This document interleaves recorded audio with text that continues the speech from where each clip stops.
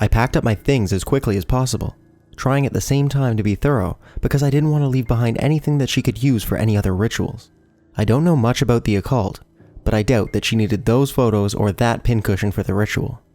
She could find more needles, buy another pincushion, and print more photos, but it couldn't hurt if I took them. Right?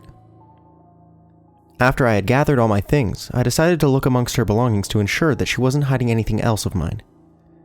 I didn't find anything, but I decided to take the iPad that she had in the nightstand. About the only thing she would do when she got home after she began disappearing was spend time on the iPad. I know that it's theft, but she also was planning on doing some sort of magic on me, or already had, so I decided to take it and call us even. Maybe there would be something on there to indicate what she'd been up to. I went to my bank and closed out my account, making sure that I had plenty of cash. I didn't want to take any unnecessary risks. I turned off the GPS on my phone so that the location couldn't be tracked. The only thing that I could think of that was a little risky is that I kept my own car. But I couldn't afford a new one or to keep renting one. Also, some relatively small, random cult is going to have a hard time tracking down a silver Toyota Corolla. I mean, is there even a spell for that? I got in the car and drove. The whole time I was driving, I kept getting texts from my girlfriend, asking if I thought that I would be home later that evening from my business trip. I tried not to let on that anything was wrong, and told her that I was on my way to the airport. It was 4:45 p.m. when I told her that, so I knew it wouldn't be long until she realized I'd left her. I kept driving. It was 5:10 p.m., and my phone started vibrating like mad with texts and phone calls, all from her. I ignored her and kept driving. I was starting to get tired and was dangerously close to falling asleep. The adrenaline that had been pumping through me for the last 24 hours finally had stopped, and the lack of sleep was taking its toll on me. I decided to take a random highway and drove a little further until I arrived in a tiny town that only had one small hotel. It was in the middle of nowhere, and there was no way that anyone could find me. Just to be safe, I parked my car out of sight away from the hotel, checked in using an alias, and paid in cash. I went into the room and checked my cell phone. Her texts and voicemails were a load of crap, just questions about where I was and what I was doing. She asked me why I had left her, and why I didn't say anything beforehand. She told me how hurt she was, and how much she wanted me to just come home. She wanted to talk things out. She expressed concern for me, and she begged me to at least call her. She made no mention of the photographs or the pincushion. Fed up with her bullshit, I turned off my phone and immediately tried to fall asleep. I slept for maybe 15 minutes and was startled awake by a noise. My heart pounding, I looked around for what it was, and I saw it. The wall unit air conditioner had kicked on. Still jarred from the air conditioner incident, I realized I was obviously too on edge to sleep, and I decided to take a look at the iPad.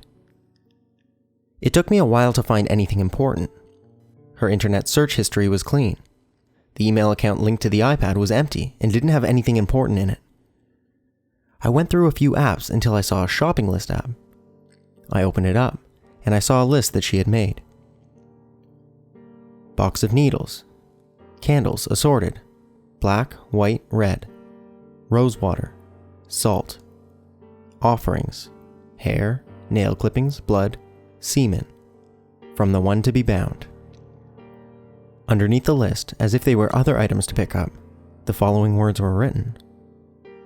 Abenko esas egules. Nesta chama de pezio. Pomete is faza. Duas amas uma. I pasted the words into Google Translate, which identified them as Portuguese, and I came up with the following translation. Bless these needles in this flame of passion. Allow them to make two souls one. I looked through and found other spells, most of them seemingly innocent enough. I found instructions on how to make and bless the pincushion to be an extension of the caster's mind.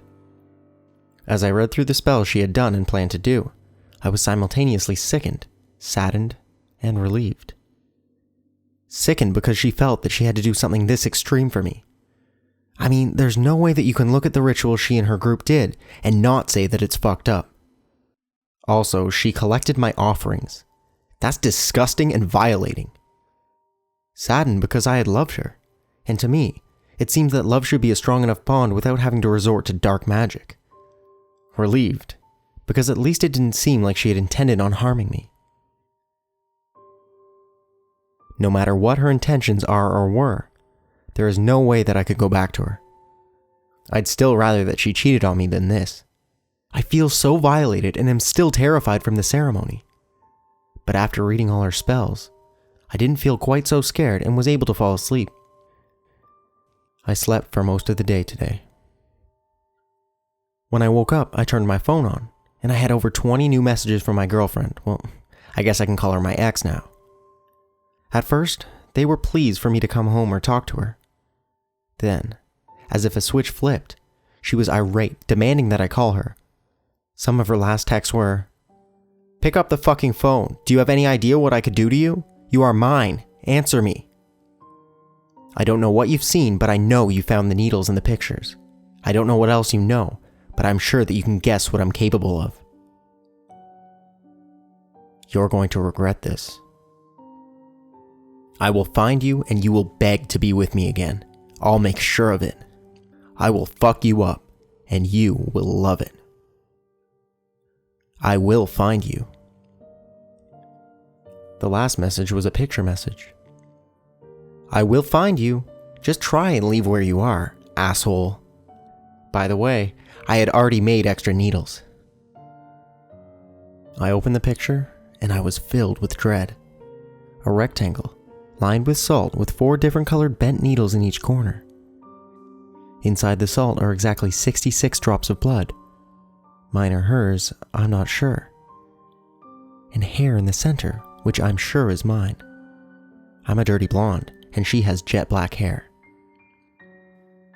I don't normally believe in this kind of stuff, but my palms started sweating. I began to shake as the room grew hotter and hotter, the walls quickly closing in on me. I felt glued to my chair. I couldn't move. I tried to reason with myself that this was all psychosomatic, that the only reason this was even happening was because I was beginning to believe it. It took a while, but I finally got myself calm and decided that this was all stupid. A part of me just wanted to walk out the door and prove to myself that I could leave, but I knew I could leave at any time I wanted. Some bogus spell wasn't going to stop me from leaving. After watching some television to clear my head, I decided to type this update up just to let you all know that I'm safe now. I'm about to read through the comments on my first post to see if any of you can give me a better idea of what's going on. I'm overwhelmed by the number of you who have expressed concern for me. Feel free to comment here and let me know if you have any other ideas. But again, I'm safe. You don't need to worry. I've used cash everywhere. Not even I knew where I was going when I started driving.